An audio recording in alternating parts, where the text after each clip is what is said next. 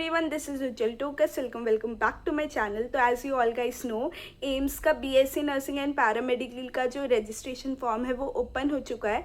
तो इसकी जो रजिस्ट्रेशन डेट थी ओपनिंग की, ये फॉर्म रिलीज़ हो गए थे 25 मार्च को एंड इसकी जो क्लोजिंग डेट है वो है 24 अप्रैल। तो 24 अप्रैल तक आप सब लोग रजिस्टर कर सकते हो इसके लिए। तो इस वीडियो में मैं हर चीज़ लेके आ रखी हूँ, eligibility criteria, cut off, counselling, form filling, everything. तो आपको अलग अलग वीडियो देखने की ज़रूरत नहीं पड़ेगी, सब आपको इस वीडियो में मिल जाएगा। ओके, सो ये जो एग्ज़ाम है एम्स का, ये एम्स टेली कंडक्ट करवाता है एंड ये जून में होता है। अगर हम लोग इसकी एलिजिबिलिटी क्राइटेरिया की बात करें तो आपकी एज जो है वो मिनिमम 17 होनी चाहिए एंड अगर आप बीएससी नर्सिंग के लिए अप्लाई कर रहे हैं तो it is only for girls candidate. तो फीमेल कैंडिडेट ही इस चीज़ के लिए अप्लाई कर सकते हैं, मेल कैंडिडेट अप्लाई नहीं कर सकता है। अगर हम लोग क्वालिफिकेशन की बात करें तो आपकी जो 12th है वो PCBE से पास आउट होनी चाहिए, मतलब physics, chemistry, biology and English. And आपके जो मिनिमम एग्रीगेट मार्क्स है वो 55% होने चाहिए for the category of general and OBC and 50% होने चाहिए फॉर SC ST।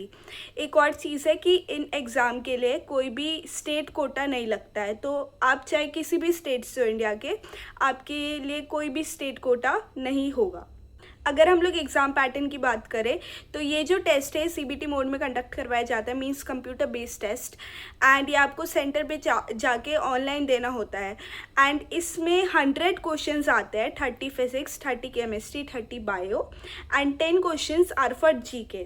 सब में अगर आप सही करते हैं तो +1 मार्किंग होती है एंड अगर आप गलत करते हैं तो -1/3 आपकी मार्किंग होती है। तो आपके टोटल 100 क्वेश्चंस आते हैं एंड आपके जो टोटल मार्क्स है वो भी 100 ही होते हैं एंड नेगेटिव मार्किंग होती है आपकी -1/3। अगर हम लोग कट ऑफ की बात करें तो सबसे हाई कट ऑफ जाती है जनरल कैंडिडेट्स के लिए, दैट इज़ 75 to 80। मतलब आपको 100 में से 75 to 80 मार्क्स आपको लाने ही होते हैं to get into a good AIIMS for pursuing BSc nursing, ठीक है।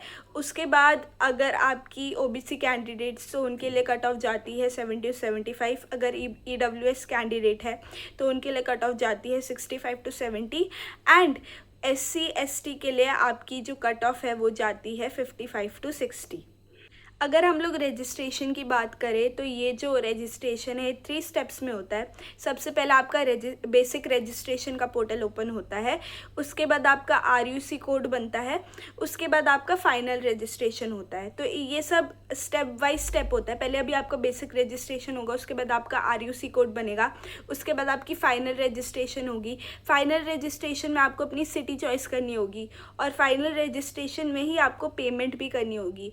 अगर हम लोग पेमेंट की बात करें तो जनरल एंड OBC कैंडिडेट्स के लिए जो पेमेंट है वो है 2000 रुपीज़ एंड SC ST के लिए आपकी जो पेमेंट है वो है 1600 रुपीज़।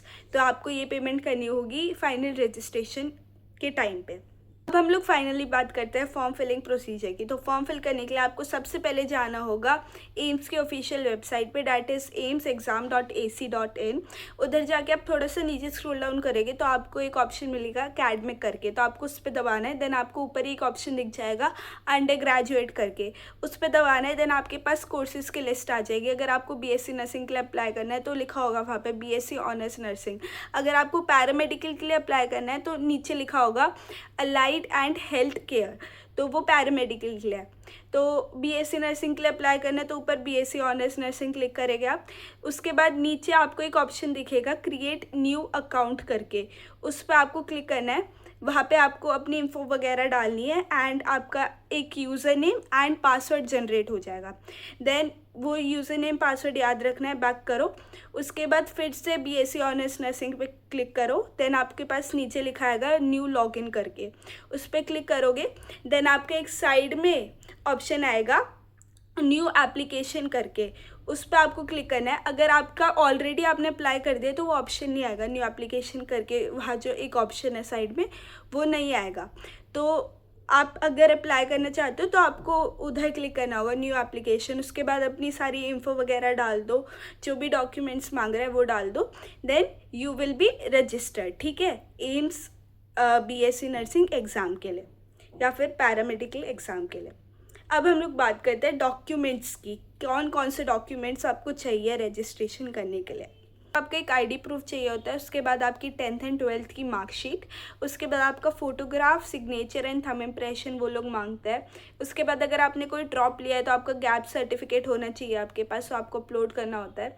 देन आपका कास्ट सर्टिफिकेट, तो SC ST में तो ईजी होता है, जो आपका पहले बन रखा है वो आपका लाइफ टाइम चलता है। बट OBC NCL के लिए एंड EWS के लिए आपका एक सर्टेन टाइम पीरियड में वो रिन्यू होना चाहिए, तो उसमें एक डेट आती है। अभी इस साल के लिए वो अपडेट नहीं करा है, अगर एम्स अपनी तरफ से कोई इन्फो देगा तो मैं बता दूँगी। बट उसमें बोलते हैं कि विद इन 1 ईयर का वो रिन्यू होना चाहिए, ऐसे एक टाइम पीरियड देते हैं, तो वो आपको रिन्यू करवाना होता है जाके, तभी वो एप्लीकेबल होता है। तो ये सारे डॉक्यूमेंट आपके लगते हैं फॉर्म फिलिंग के टाइम पे। Let's talk about the counselling process, ठीक है। तो काउंसलिंग प्रोसेस में आपका बहुत इजी रहता है, आपने एग्ज़ाम दे दिया, उसके बाद एम्स जो है वो क्वालिफाइड कैंडिडेट्स की एक लिस्ट निकालता है, ठीक है। वो लिस्ट में अगर आपका नाम है तो फिर आप काउंसलिंग के लिए एलिजिबल हो, अगर आपका नाम नहीं है तो आप काउंसलिंग प्रोसेस में फर्दर पार्टिसिपेट नहीं कर सकते हो। तो काउंसलिंग आपकी 3 राउंड्स में होती है। होता है आपका राउंड 1, देन आपका राउंड 2 होता है, उसके बाद आपको होता है ओपन राउंड। ओपन राउंड के लिए आपकी एक सर्टेन अमाउंट ऑफ फ़ीस लगती है, that is 25,000।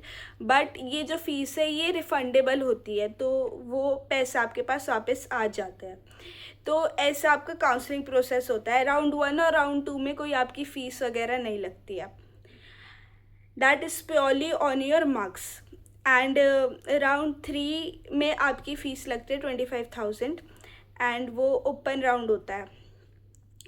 Okay, so this was all about full information about AIIMS BSc nursing exam. अगर कोई भी स्टिल कोई डाउट है तो आप कमेंट सेक्शन में मेरे से पूछ सकते हो। बाकी मैंने अपनी तरफ से सारी चीज़ें बता दी है। इस वीडियो को देखने के बाद आपको कोई और वीडियो देखने की ज़रूरत नहीं पड़ेगी। And thank you so much for watching and bye bye.